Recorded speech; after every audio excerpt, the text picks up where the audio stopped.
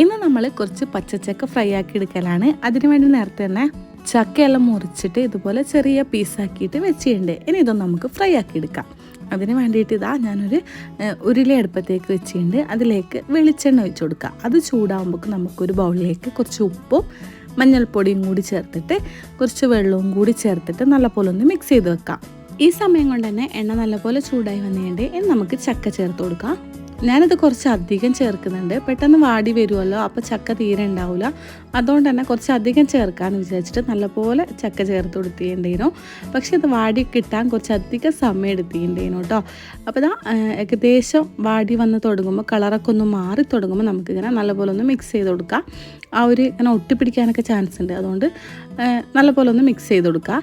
ഇനി ഇത് കളറൊക്കെ ഒന്ന് മാറി വരുമ്പോൾ നമ്മൾ നേരത്തെ റെഡിയാക്കി വെച്ചിട്ടില്ലേ, മഞ്ഞൾപ്പൊടീൻ്റെ മിക്സും കൂടി ചേർത്ത് കൊടുക്കുക. ഒരു 2 ടീസ്പൂൺ മതിയാവും. 2-3 ടീസ്പൂൺ ചേർത്ത് കൊടുക്കുക. എന്നിട്ട് നല്ലപോലെ മിക്സ് ചെയ്തെടുക്കുക.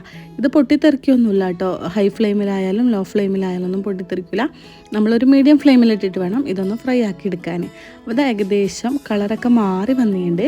ഈ സമയത്ത് നമുക്കിതിലേക്ക് കുറച്ച് കറിവേപ്പില ചേർത്ത് കൊടുക്കുക. വേണമെങ്കിൽ മാത്രം ചേർത്താൽ മതി. ഞാൻ കുറച്ച് ചേർക്കുന്നുണ്ട്. എന്നിട്ട് നല്ലപോലെ ഫ്രൈ ആയി വന്നാൽ നമുക്ക് കോരി മാറ്റാം. ഇത് ഫ്രൈ ആയോ എന്ന് അറിയാൻ ഇങ്ങനെ നല്ലപോലെ ഒന്ന് കുലുക്കി നോക്കിയാൽ മതി. അപ്പോൾ ഇങ്ങനെ കുലുങ്ങുന്നൊരു സൗണ്ട് കേൾക്കും കേട്ടോ. ഈ സമയം നമുക്ക് കോരി മാറ്റാം. ഇനി അടുത്തിടുമ്പോൾ നിങ്ങൾ ശ്രദ്ധിക്കുക, കുറച്ച് മാത്രം ഇടുക. അപ്പോൾ നിങ്ങൾ ആദ്യം ഇടുകയാണെങ്കിൽ ലാസ്റ്റ് ഇടുകയാണെങ്കിലൊക്കെ കുറച്ചിട്ടാൽ നല്ല വൃത്തിക്ക് കിട്ടും കേട്ടോ. നമ്മളത് നേരത്തെ ചുരുണ്ടും ഇതൊക്കെ ആയിപ്പോയിനു.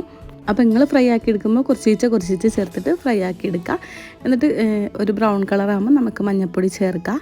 എന്നിട്ട് നല്ലപോലെ റെഡി ആയിക്കഴിഞ്ഞാൽ നമുക്ക് ഫ്രൈ ആയിട്ട് കോരി മാറ്റി വെക്കാം. ഇത്രയേ ഉള്ളൂ വീഡിയോ ഇഷ്ടപ്പെട്ടാൽ സപ്പോർട്ട് ചെയ്യാൻ മറക്കണ്ട. പുതിയൊരു വീഡിയോ ആയിട്ട് പിന്നെ കാണാം. ബൈ ഫ്രം ജസ്റ്റ് ആവശ്യം എൻ്റർടൈൻമെൻറ്റ്.